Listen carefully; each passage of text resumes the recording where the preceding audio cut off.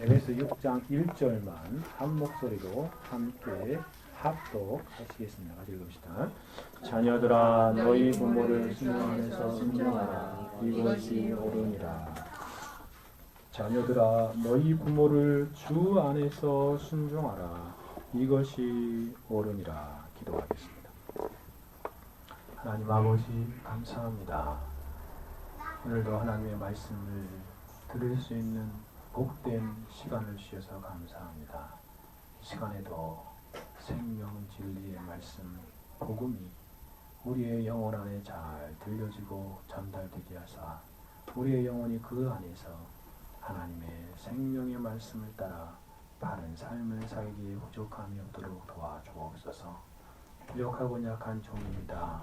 하나님의 말씀을 잘 전할 수 있도록 성령의 충만함으로 생각과 입술을 지켜 주옵소서. 그래서 하나님의 진리의 말씀만 밝게 드러내게 하시고 말씀 안에서 우리의 영혼이 하나님의 음성을 들으며 하나님을 만나며 새로워지는 귀한 은혜의 시간이 되게 하옵소서. 주님 홀로 영광 받으시기를 원하오며 예수 그리스도의 이름으로 기도 올려드리옵나이다. 아멘.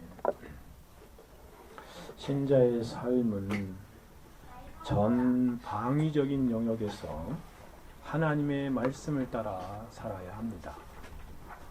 전 삶의 영역에서 하나님의 말씀이 영향을 받고 그 말씀을 따라서 살아가는 그런 삶이 되어야 하는 것이지요.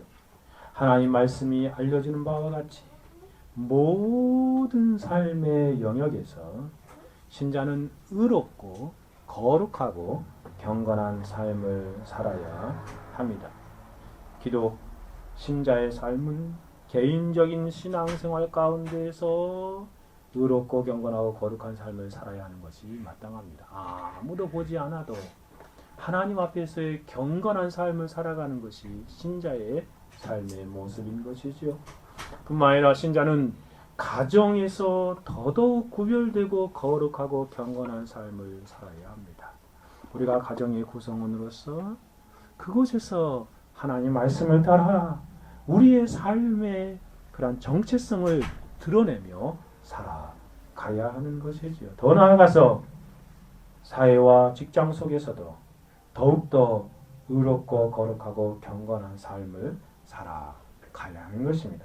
그래서 그리스도인의 삶은 모든 삶의 영역에서 성경의 원리를 따라 살아가야 한다는 말입니다. 우리의 그런 삶은 의롭고 거룩하며 경건한 삶이 우리가 거하는 모든 곳에서 비추어져야 하고 나타나며 드러나야 하는 것이라는 말씀입니다. 일반적으로 5월은 우리가 가정의 달이다라고 말합니다. 그래서 유독 가정과 관련된 기념일이 많은 달이기도 하지요. 5월 5일은 어린이날이었습니다. 그렇죠? 그리고 5월 8일은 어버이날로 우리가 지켰지요. 5월 20일은 부부의 날이라고 일컬어집니다. 둘이 하나가 된다는 의미로 21일을 정하였다라고 합니다. 해마다 5월이 되면 개인적으로 성경적인 가정의 모습이 어떠해야 하는가라는 것에 대해서 깊이 생각하곤 합니다. 가정관에 대해서 설교해야겠다는 생각이 가장 많은 달이기도 합니다. 개인적으로 성경의 한 부분을 붙들면 정말 그것에 빠져서 오랫동안 머무르는 그런 설교의 스타일이라 그런지 성경적인 가족이나 가정관이나 가족관에 대한 설교할 기회가 그렇게 많이 주어지지 않은 듯 싶습니다. 그럼에도 불구하고 5월이 되면 그 가정과 그런 또 부모와 자녀들에 대해서 설교해야 하겠다는 생각을 잊지 않고 있습니다. 그래서 오늘은 특별히 에베소 6장 1절을 중심으로 부모에 대한 자녀의 합당한 태도를 살펴보고자 합니다. 사도가 본문에서 알려주는 바와 같이 자녀된 그리스도인들은 부모에 대한 합당한 자세로 태도로 살아야 한다는 것입니다.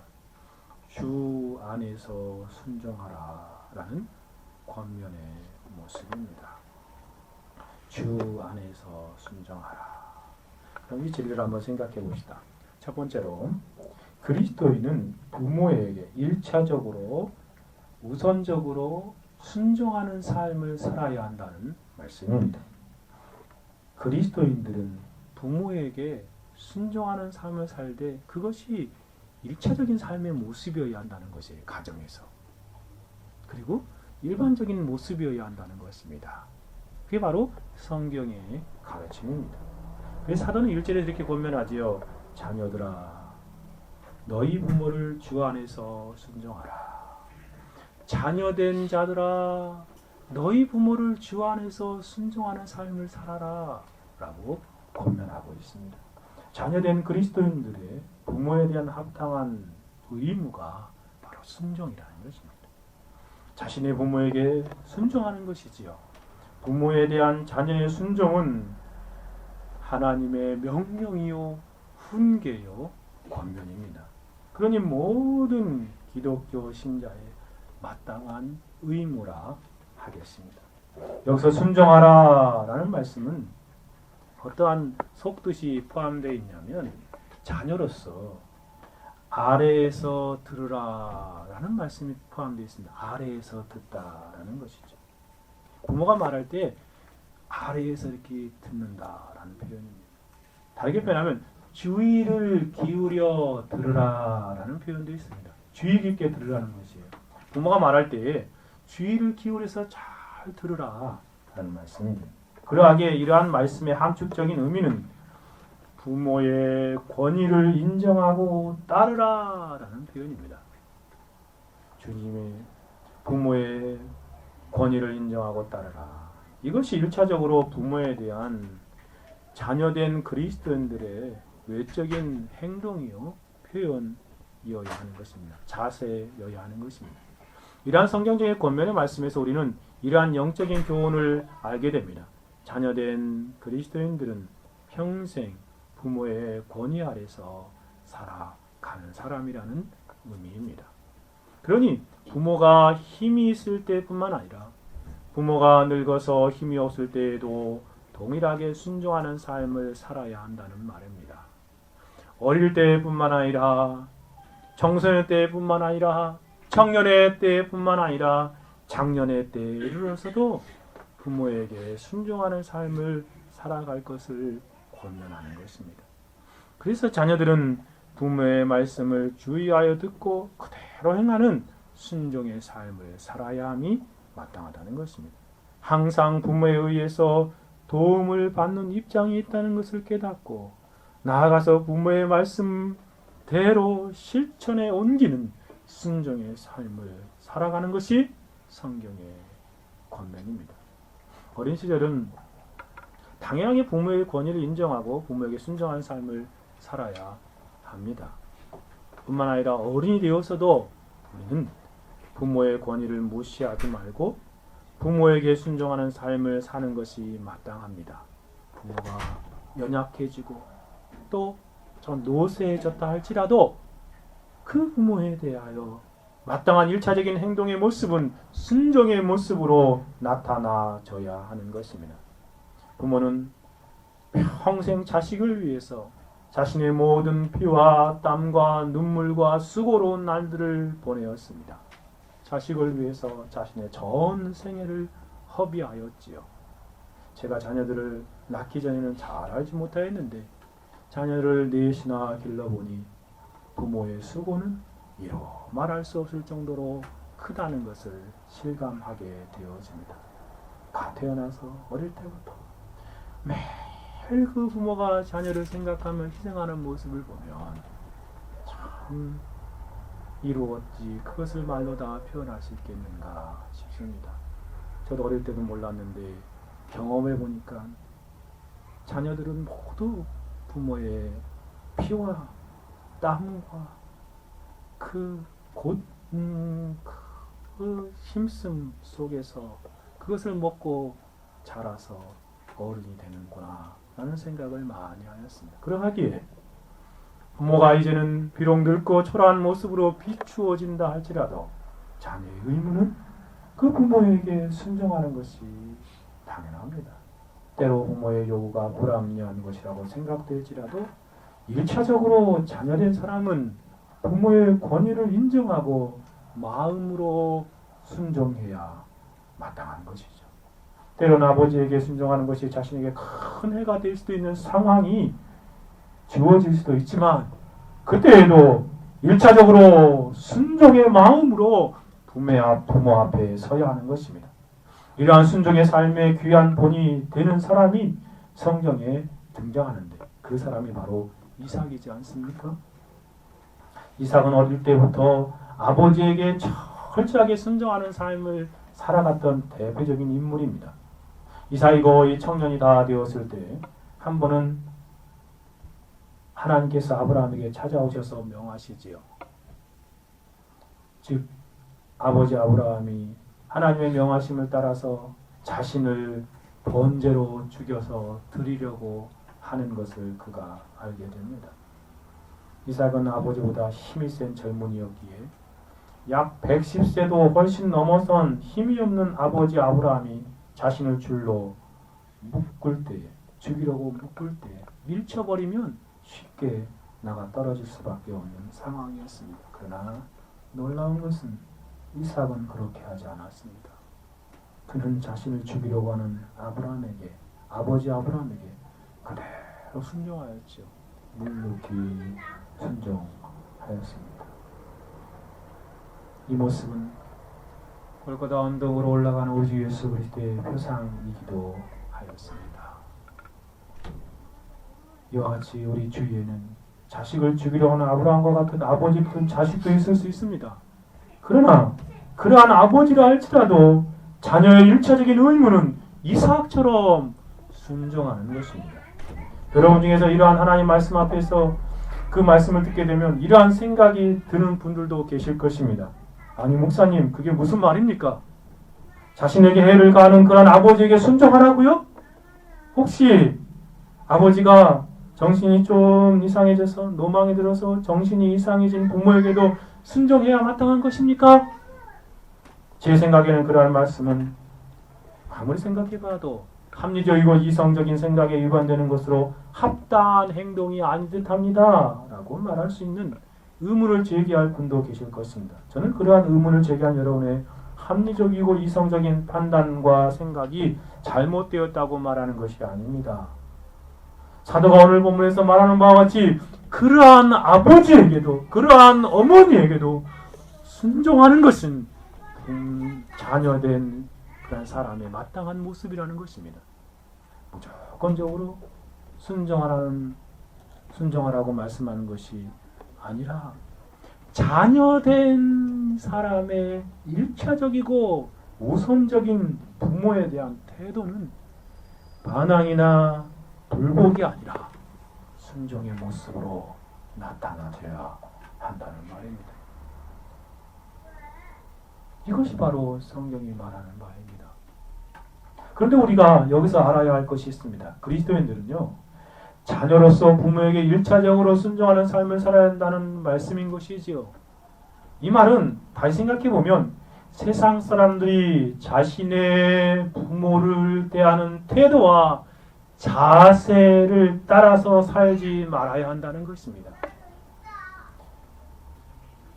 그리스도인은 부모와 새로운 관계를 형성하면서 살아가야 한다는 의미입니다. 사도 바울이 에베소 교회에 이러한 권면을 하는 것은 에베소 교회에 있는 대다수의 자녀된 사람들이 부모를 대하는 태도에 그러한 태도와 남다른 삶을 살아가야 하는 것이 자녀된 그리스도인의 그러한 모습임을 강조하기 위해서 말한 것입니다. 모든 불신자들이 부모에게 잘못된 태도를 취하고 그렇게 잘못된 관계 가운데 살아간다 할지라도 너희는 하나님의 백성들인 구원 얻은 사람들인 그리스도인들은 그들과 다른 삶을 살아가야 한다는 것을 강조하여 말하는 것입니다. 노이 존스는 이 점을 이렇게 설명하더라고요. 불신자들은 그들 부모들이야 어찌 되었던 상관할 게 뭐냐고 종종 말합니다. 왜 내가 부모들의 말을 고분고분 들어야 해? 라고 그렇게 말합니다. 그들은 자기네 부모들을 백넘버, 이렇게 뒤에 새겨진 그러한 어떤 글자, 번호, 그 정도로 여기고 불순하기 이를 데 없이 부모들에 관해서 말을 하곤 합니다. 그들은 스스로 내세우며 자기들의 권리와 윤리 전체 문제에 있어서 현대주의의 주장을 하고 그것을 따릅니다. 그것은 에베소 교인들이 빠져나온 이교 사회에서 횡행되어 있었던 모습이기도 합니다. 마치 그것이 현 시대에 우리 주변에 있는 이교 사회에서도 일어나고 있는 모습이지요. 사방에서 이러한 소리가 들려옵니다. 오늘날 젊은 친구들은 부모들에 대한 불순하기 그지없고 불순하게 짓거리고 무례하게 부모들을 바라봅니다. 그리고 부모들이 하는 말을 다 조롱하고는 자기들만 옳다고 주장합니다. 이 점은 현 시대의 죄악성이요 무율법에 대한 가장 추악한 표정 중에 하나입니다. 그러한 현 시대의 흐름에 대하여 사도는 단호하게 말합니다. 자녀들아, 너희 부모를 주 안에서 순종하라. 이것이 옳습니다. 부모들에게 순종하고 부모들을 존경하라는 것입니다. 존경과 경외심을 가지고 부모를 대하라고 강력하게 훈계하고 진실로 그렇습니다. 사도는 에베소 성도들이 자신의 시대 정신을 따르지 않고 부모에 대하여 합당한 태도를 취하지 않는 세상 사람들의 시대 정신을 따르지 않고 성경의 권면을 따라서 부모에게 순종하는 삶을 살아야 한다는 것을 말합니다. 마찬가지로 우리가 사는 이 불신 사회의 자녀들의 삶을 살지 말아야 할 것입니다. 성경이 권면하는 말을 따라서 부모들에게 순종하는 삶을 새로운 관계 가운데서 살아가야 마땅한 것입니다. 우리가 그리스도인으로서 성경의 가르침을 따라서 우리 부모들에게 합당한 자세와 태도로 순종하고 존경하는 삶을 살아야 하는 것입니다. 세상 사람들과 다른 삶을 살아야 합니다. 진정으로 우리 부모들이 믿는 부모들이라고 한다면 더욱더 부모들에게 순종하는 기독 자녀들이 되어야 마땅할 것입니다. 그렇죠. 부모가 믿는 분이라면 더 순종하며 따라야 하겠죠. 하지만 혹시 만약에 믿지 않는 부모라 할지라도 자녀된 기독 신자의 일차적인 의무와 태도는 부모님들에 대한 태도와 자세는 순종하라 라는 말씀에 적용되어서 그대로 그렇게 순종하는 삶을 살아야 하겠습니다. 이 점에 대해서 노이 존스가 잘 설명하더라고요. 이렇게 설명합니다. 믿지 않는 부모들을 둔 그리스도인 자녀들에 대하여 이렇게 권면하더라고요. 자녀들에게 요구하는 순종은 어떠한 부모에게도 드려져야 합니다. 그렇죠. 자기들의 자녀들을 노엽게 하는 부모들이 있습니다. 우리가 알아야 할 것은 그런 부모들에게도 자녀들은 순종해야 한다는 것입니다. 그것은 보편적인 진술입니다. 그 명령은 부모들의 성품, 여하에 관계없이 순종하라는 말씀입니다. 그것은 비그리스도인 부모들의 경우에도 마찬가지입니다. 바울이 말하고 있는 것은 자녀들아 너희 부모를 순종하되 부모들이 그리스도인이든지 그리스도인이 아니든지 간에 그것을 불문하고 부모라면 그 부모에 대하여 순종하는 삶을 살라라고 가르치는 것입니다. 이러한 일반적인 훈계에 덧붙여져야 할 유일한 단서가 있다면 그러니까 부모에게 순종해야 할 이 일반적인 그런 권면과 훈계 앞에서 예외 조항으로 하나를 꼽을 수 있다면 그런 말입니다. 그것은 뭐냐면 우리와 하나님의 관계가 위협을 받는 상황이 아니라면 부모에게 모든 일에 있어서 순종해야 한다는 것입니다. 참으로 그렇습니다. 우리 부모들이 하나님을 섬기고 순종하는 것을 금지하려고 할 때만 유일하게 순종하지 않아도 된다는 말입니다. 그러하다면 다른 모든 경우에서는 자녀로서 부모에게 순종하는 삶을 사는 것이 마땅합니다. 이러한 가르침은 오늘 본문에서만 등장하는 가르침이 아닙니다. 성경 전체에서 주는 교훈이기도 합니다. 몇 구절만 생각해 봅시다. 구약 성경에서 부모를 향한 순종의 삶에 대하여 얼마나 엄격하게 말하는지 아십니까? 우리는 당황하고 깜짝 놀랄 만큼 그렇게 강한 권면과 훈계가 등장함을 볼 수 있습니다. 신명기 27장 16절에 보니 그 부모를 경휼히 여기는 자는 저주를 받을 것이라 할 것이요. 신명기 27장은 그 저주에 대한 그 항목들이 나오는데 그 중에 한 가지가 부모를 가볍게 여기는 자, 격렬하게 대하는 자, 저주를 받을 것이요. 모든 백성은 아멘할지라 라고 모세가 설교하고 있습니다. 그렇습니다. 부모의 말을 무시하고 부모를 홀대하고 부모를 경홀하게 천대하는 그러한 사람들은 저주를 받을 것이다 라고 선포하고 있습니다. 참 무섭지요. 그런가 하면 더 강력하게 말하는 구절도 있습니다. 신명기 21장 18절에 보니 21절까지 이렇게 표현합니다. 사람에게 완악하고 패역한 아들이 있어 그 아비의 말이나 그 어미의 말을 순종치 아니하고 부모가 징책하여도 듣지 않거든 부모가 그를 잡아가지고 성문에 이르러, 이 성문은 당시에 재판하는 장소입니다.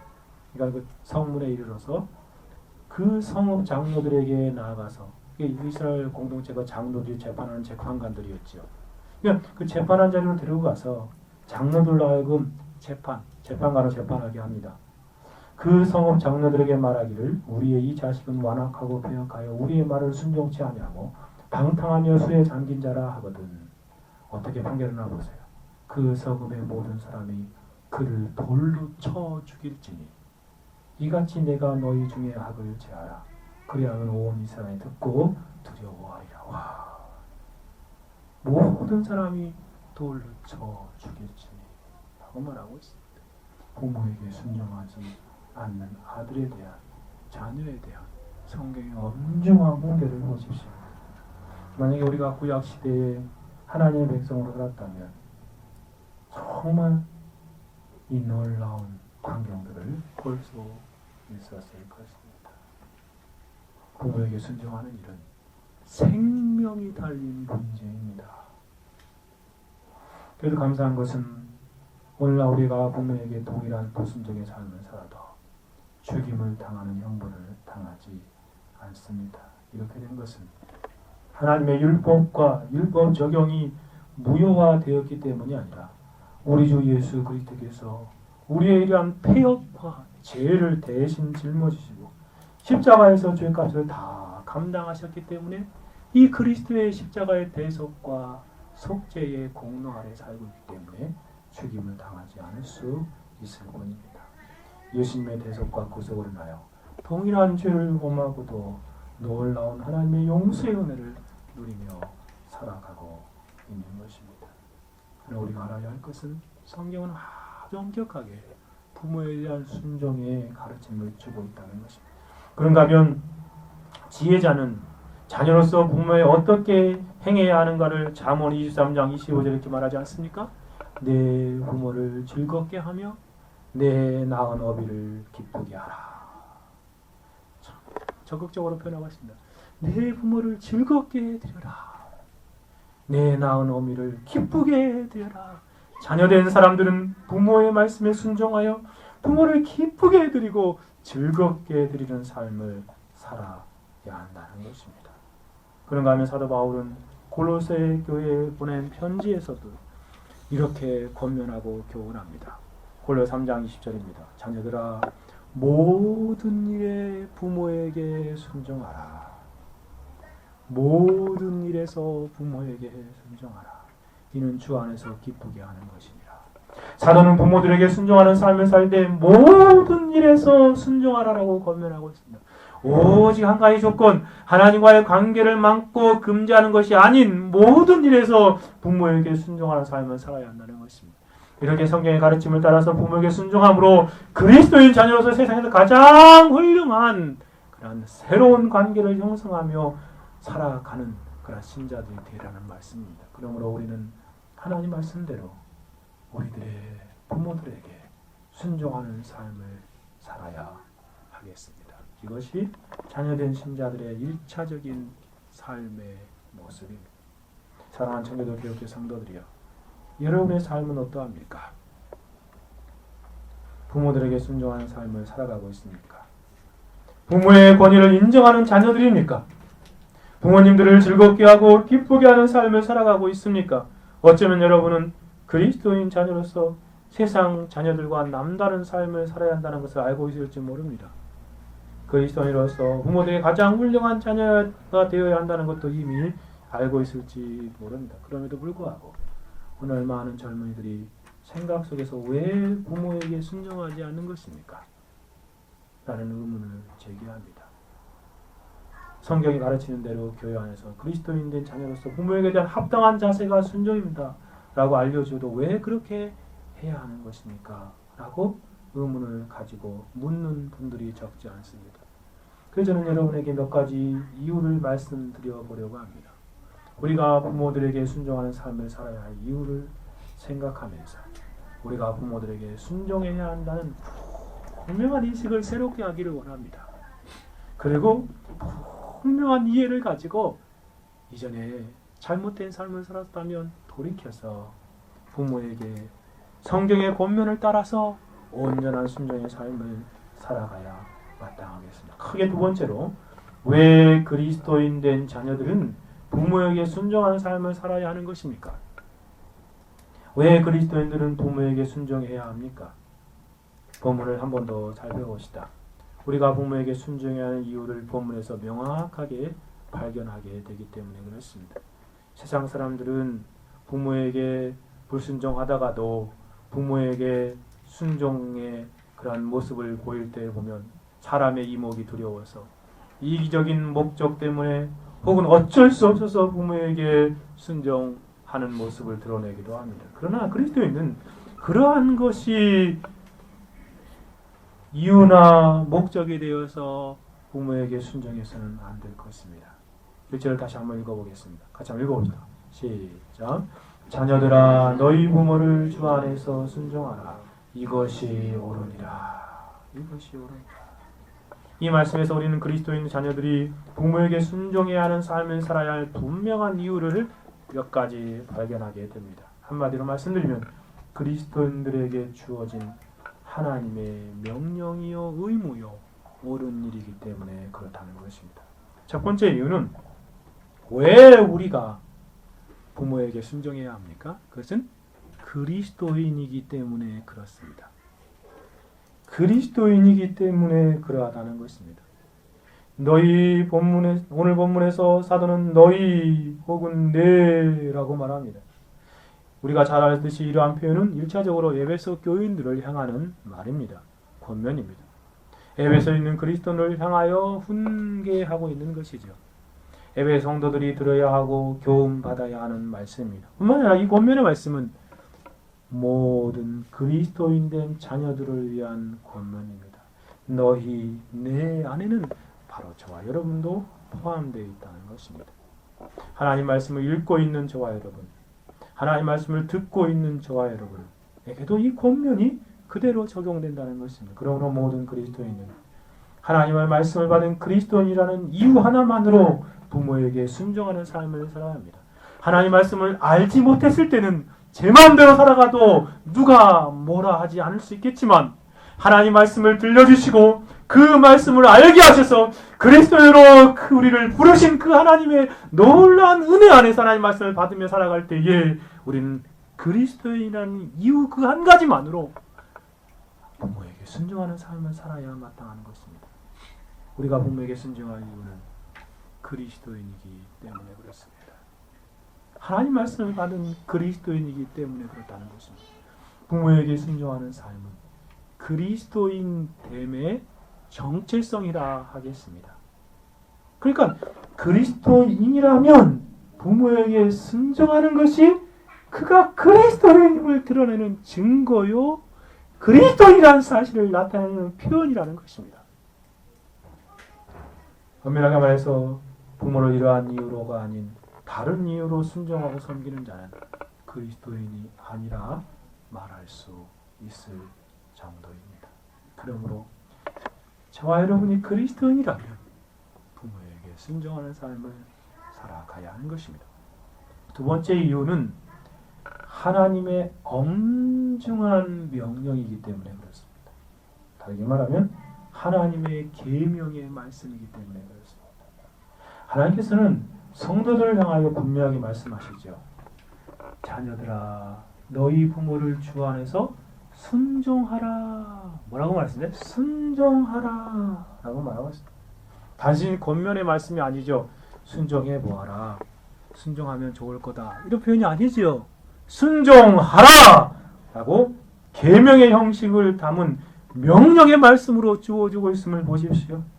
그러므로 이 명령은 우리가 지켜야 되고 지키지 않아야 되는 것이 아닙니다. 선택사항이 아니라 필수사항입니다. 반드시 그리스도인 된 자녀들이라면 이 말씀을 따라 순종의 삶을 실천으로 나타내야 할 명령입니다. 군대에서 지휘관이 병사들에게 명령할 때 그 명령을 불복하면 즉시 직결처분 당하는 것이다. 정말 그와 같은 꼭 따라 지켜야 할 명령인 것입니다. 특별히 이 말씀이 십계명의 명시된 조항임을 우리는 잘 알고 있지 않습니까? 5번째 계명으로요. 구원받은 사람이 반드시 지켜야 또 살아야 하는 가장 기본적인 하나님의 계명이라는 것입니다. 그것도 사람을 사랑하는 문제에서 인류에 대한 가장 우선적으로는 첫 번째 계명입니다. 가장 우선적으로 지켜야 할 계명의 말씀이죠. 그래서 부모에게 순종하고 부모를 경외하지 않는 사람은 실제적인 그 십계명의 하반절에 있는 계명을 다 어기는 것입니다. 가장 중요한 하나님의 명령이요, 가장 우선적인 계명입니다. 그러므로 이 말씀은 하나님의 명령의 계명이기에 부모에게 합당한 태도로 우리가 취하며 살아야 하니 생각해 보십시오. 성도가 하나님의 말씀 위에 무엇을 따를 수 있겠습니까? 성도에게 유일무이한 규칙과 같은 말씀이 바로 하나님의 계명의 말씀입니다. 이 말씀을 저버리고 다른 모든 말씀을 지킨다 할지라도 그것은 하나님 앞에 합당한 모습이 아닐 것입니다. 세 번째 이유로 가봅시다. 세 번째 이유는 성도에게 옳은 것이기 때문에 그렇습니다. 성도에게 이것이 합당한 자세요 태도이기 때문에 그렇다는 것입니다. 사도는 1절 하반절에서 분명하게 기록하고 있지요. 자녀들아, 너희 부모를 주 안에서 순종하라. 이것이 옳으니라 라고 표현하고 있습니다. This is right 라고 말했습니다. 이것이 옳기 때문이다. 운하 성경에는 단순히 그냥 그 앞에 어떤 그 접속사가 있지 않는데 헬라어나 영어 성경에는 그것을 살려서 번역하고 있습니다. 이게 무슨 냐면 헬라어는 까르라는 말입니다. 영어 성경에 이렇게 되어 있죠. 포라는 단어로 기록되어 있습니다. 앞문장과 뒷문장을 이어주는 그런 접속사의 모습으로 포를 기록하고 있죠. 무슨 뜻입니까? 왜냐하면이라는 의미입니다. 그럼 오늘 본문을 지적하면 왜냐하면 이것이 옳기 때문이다 라는 의미입니다. 이것이 그리스도인 된 자녀들의 옳은 삶의 모습이다, 합당한 삶의 모습이다 라는 표현입니다. 부모에게 순종하는 삶은 우리가 살고 있는 세상에서도 인륜지 덕 가운데 가장 큰 덕이라고 말하지 않습니까? 세상 사람들도 옳은 일이라고 말합니다. 자신을 낳아주시고 길러주시고 희생하며 성장케 하신 부모에 대한 합당하고 옳은 일이 순종이라고 알려져요. 더욱이 성도에게는 부모에게 순종하는 것이 더더욱 옳은 일입니다. 더 합당한 일이지요. 성도의 신앙생활에서 가장 당연한 모습은 부모에게 순종하고 존경하는 것입니다. 만일에 부모님이 이 세상에 없었다면 우리는 어떠했겠습니까?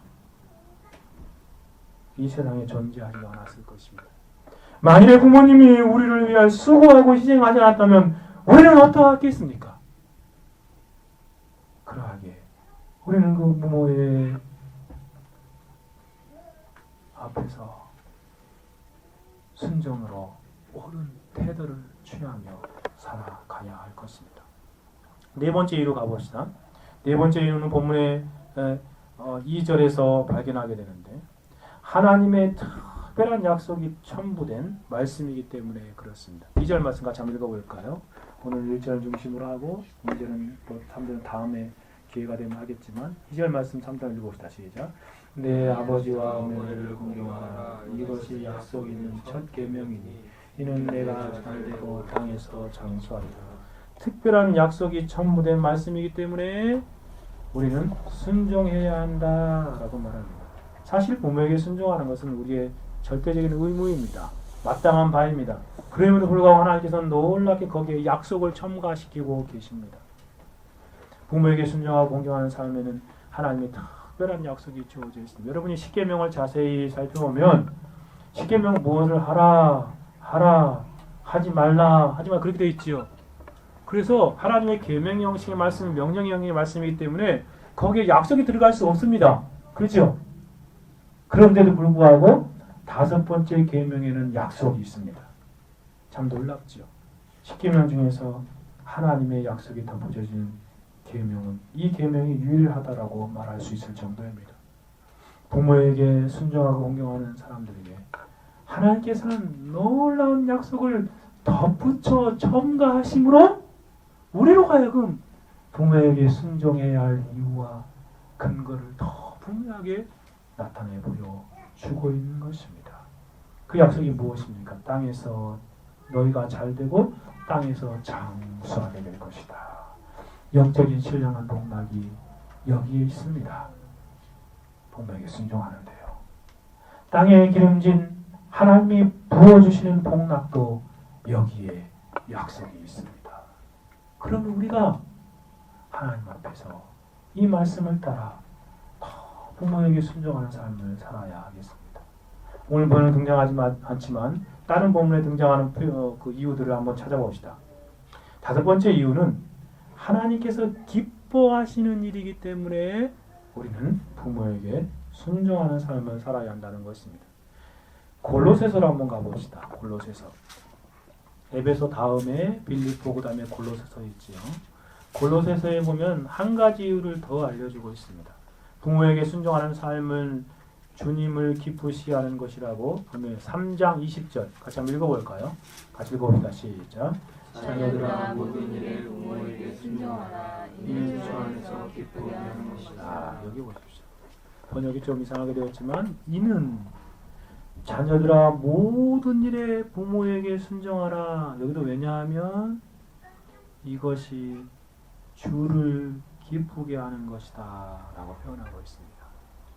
우리가 부모에게 순종할 때 하나님 기뻐하신다는 말씀입니다. 저와 여러분이 부모에게 순종하며 따를 때 하나님은 크게 기뻐하십니다. 이 사실을 생각할 때 우리는 우리의 삶의 목적과 구원의 목적이 하나님을 기쁘시게 하는 것임을 알 때에 부모에게 순종하는 삶은 결국 우리를 만드신 우리를 구원하신 목적을 이루는 삶과 관련되어 있음을 알게 되어집니다. 부모에게 순종할 때 하나님이 기뻐하시기에 우리는 그렇게 부모에게 순종하는 삶을 힘써야 하는 것입니다. 성도의 삶은 하나님을 기쁘시게 하는 삶을 살아가는 데에서 그러한 정체성이 있고 그러한 목적으로 이 땅을 살아가는 것이지 않습니까? 청교도 토마스 와스는 이 점을 이렇게 설명합니다. 부모에게 순종하는 것이 부모에게 즐거운 것처럼 또한 주님을 기쁘게 하는 것입니다. 그렇습니다. 부모에게 순종함으로 부모를 즐겁게 하는 것, 부모님이 그렇게 기뻐하는 것, 주님이 기뻐하시는 것이다. 자녀들이여 하나님을 기쁘시게 하는 것이 당신의 의무가 아닌가. 당신의 부모를 순종하는 데서 당신이 회개하고 믿을 때 마찬가지로. 그러니까 우리가 회개하고 믿을 때 하나님이요 크게 기뻐하시잖아요. 의인 99번이 날 기뻐하는 것보다 잃어버린 한 마리 자식을 기뻐하시잖아요. 한 영혼이 회개하고 돌아오면 하나님 크게 기뻐하신다고 성경이 말하고 있잖아요. 토마스 와스는 그것과 마찬가지로 부모에게 순종할 때 하나님이 기뻐하십니다 라고 말하고 있습니다. 그리고 얼마나 이것이 하나님을 기쁘시게 하는가 당신이 알게 하기 위해서 하나님이 이것에 대하여 부모에 순종하는 사람에게 대하여 상급을 내려주십니다. 복락을 허락하십니다 라고 표현하고 있습니다. 참으로 그렇습니다. 우리가 왜 부모에게 순종해야 합니까? 하나님을 기쁘시게 하는 일이기 때문에 그렇습니다. 여섯 번째 이유는 좀 더 추론적인 이유인데요. 그것은 뭐냐면 간접적으로 하나님에게 순종하는 일이기 때문에 우리는 부모에게 순종해야 합니다. 즉 우리가 부모에게 순종하면 그것을 거슬러 올라가면 누구에게 순종하는 거예요? 하나님에게 순종하는 것이에요. 여러분이 부모에게 순종하며 그 따르는 삶을 살아갈 때 결국 그 부모를 허락하신 하나님에게 순종하는 삶을 살아가는 것이 바로 되는 것이기 때문에 우리는 간접적인 측면에 하나님을 순종하는 일이기 때문에 부모에게 순종합니다. 사실 보이는 부모에게 순종하는 것은 그 권위를 세우신 하나님에게 순종하는 것이나 마찬가지입니다. 그렇죠. 우리 세상 그런 이치에서 그렇잖아요. 중간 그러한 어떤 간부에게 따라서 하는 것은 그 위에 있는 사람에게 순종하는 것 같은 거잖아요. 보이는 부모에게 순종하는 것은 하나님께 순종하는 것과 마찬가지입니다. 부모를 주신 하나님을 인정하는 것이지요. 부모에게 하나님의 권위를 주신 것을 따라 사는 것이지. 보이는 부모에게 순종하지 않는 사람이 어떻게 하나님께 순종한다라고 말할 수 있겠습니까? 보이는 부모를 무시하는 사람은 하나님을 무시하는 것입니다. 보이는 부모님을 존경하는 사람은 하나님을 존경하는 것입니다. 그러므로 우리는 하나님께 순종하는 이 놀라운 일을 더 열심히 순종하며 부모에게 따라 살아야 하는 것입니다. 마지막 한 가지 이유를 더 생각해 봅시다. 이것은 실제적인 이유 가운데 하나인데요. 일곱째 이유는 자녀와 자손들을 복되게 하는 일이기 때문에 그렇습니다. 여러분, 부모에게 순종하는 것은요, 여러분만 복된 것이 아니라 여러분의 자녀, 여러분의 자손들을 복되게 하는 일이기 때문에 그렇게 부모에게 순종해야 한다는 것입니다. 이것도 물론 추론적인 이유입니다. 부모에게 순종하는 삶을 사는 자녀를 복되게 하는 중요한 그런 교육입니다. 자녀를 교육할 때 여러분이 가장 복된 교육 가운데 하나는 부모에게 순종하는 모습을 보여주는 것이에요. 그러면 그 자녀들도 여러분에게 순종하는 자녀로 자라갈 것입니다. 사실 우리 자녀들은 우리가 행하는 모든 일거수일투족을 보고 있지 않습니까? 그렇죠? 자녀들은 안 보는 것 같아도 다 보고 있어요. 그래서 자녀들이 보고 그대로 배우거든요. 심지어 놀라운 것은 우리가 하는 그 목소리의 억양까지도 그대로 아이 자녀들에게 이렇게 따라서 배우는 그런 모습으로 담는 모습으로 나타나지 않습니까? 자녀들은 우리의 모든 삶을 옆에서 지켜보고 있습니다. 우리가 어떻게 신앙생활 하는지 다 보고 있지요. 우리가 어떻게 하나님을 예배하는지도 다 보고 있습니다. 우리가 어떻게 어려움과 고난을 당했을 때 믿음으로 극복하고 이기는지도 다 보고 있습니다. 우리가 어떻게 하나님을 의지하는지 다 자녀들은 옆에서 보고 있지. 우리가 인생에 살아갈 때 무엇을 추구하며 사는지도 자녀들은 어릴 때부터 다 보고 있습니다. 그리고 우리에게 주어지는 여가 시간, 남은 시간을 어떻게 활용하는지도 자녀들은 다 보고 있습니다. 뿐만 아니라 우리 자녀들은 우리가 우리 부모들에게 어떻게 행하는지를 옆에서 다 보고 있다는 것입니다. 우리가 부모님들에게 성경대로 순종하는 삶을 살면 우리는 그들에게 부모에게 순종하는 삶을 시청각적으로 가르쳐 주고 있는 것입니다. 그러니 우리가 부모에게 순종하면 일거양득 일석이조 삼조의 유익을 얻는 것입니다. 우리도 하나님의 약속의 말씀대로 하나님의 복을 누릴 것뿐만 아니라 우리 자녀들도 또 순종하는 자녀로 자라기에 그들도 동일한 하나님의 복락을 누리는 인생들이 되어지기 때문에 그러한 것입니다.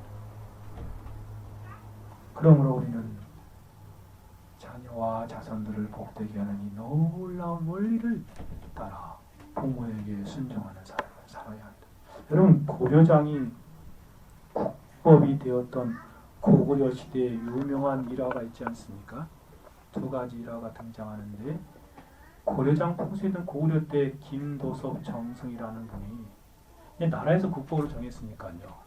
노모를 지게에 지고 산으로 올라갔습니다.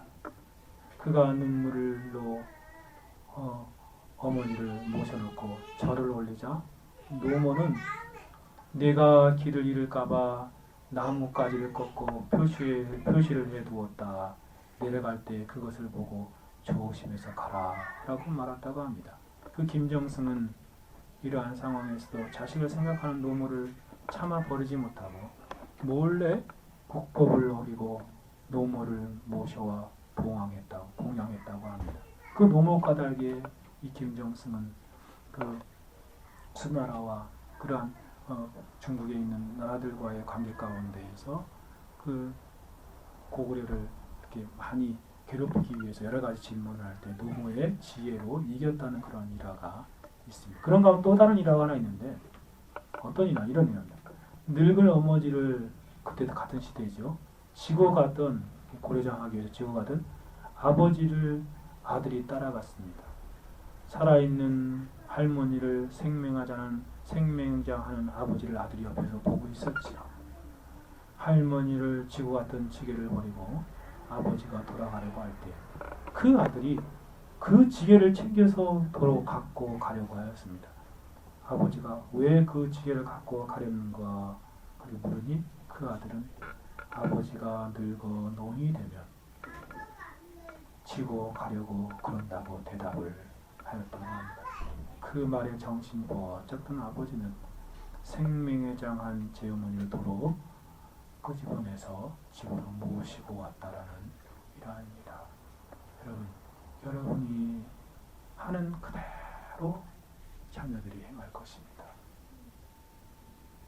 여러분이 부모에게 순종하고 존경의 삶을 살면 여러분 자녀들은 그대로 여러분에게 행할 것이고 또 그 자녀의 자녀들은 또 그렇게 행할 것입니다.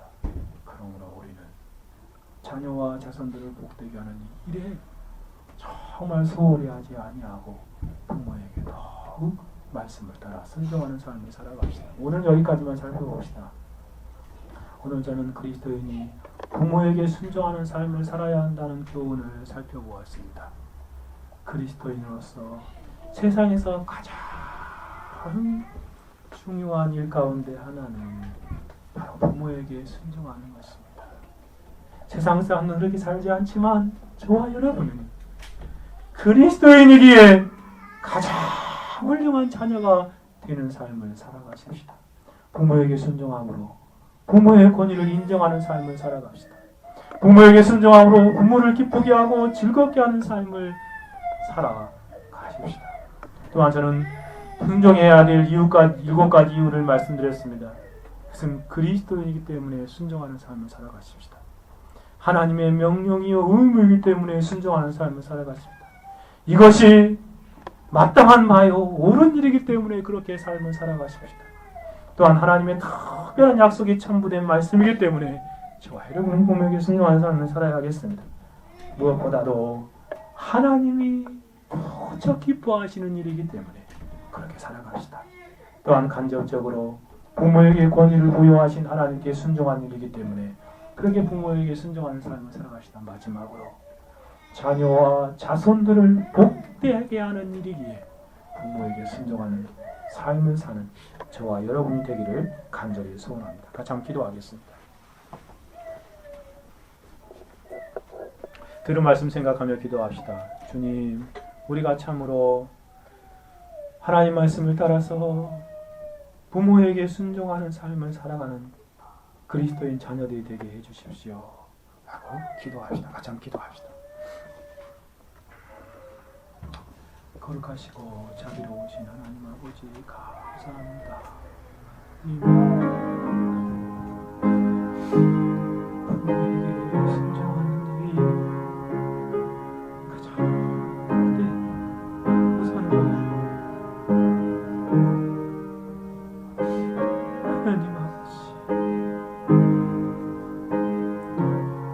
주님 앞에 회개하며 감사합니다. 주님 얼마나 순종하는 삶을 살았는지 되돌아보며 생각하게 되며 주님 회개합니다. 용서해 주십시오. 이미 세상을 떠난 부모들을 생각할 때 하나님 앞에 패역한 삶을 살았음을 왜 주님 용서해 주십시오. 하나님 아버지, 남겨진 그 장로, 조장로 동일한